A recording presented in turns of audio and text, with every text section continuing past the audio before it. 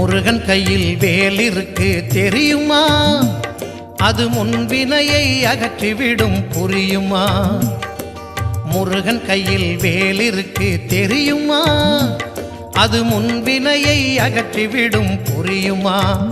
வேலை வணங்கி வந்தால் கிடைக்கும் பலன் கொஞ்சமா? தாளை பணிந்து விட்டால் விதியும் நம்மை மிஞ்சுமா?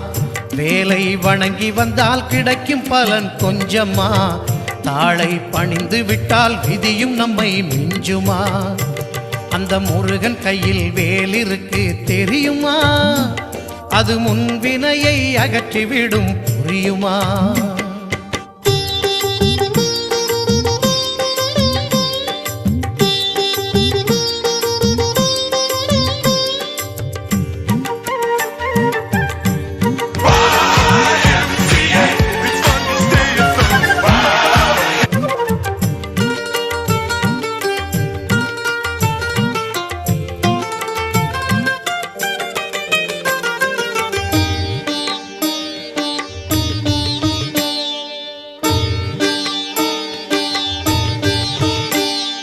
தங்கத்தேரில் பழனி முருகன் பவனி வருகிறான்.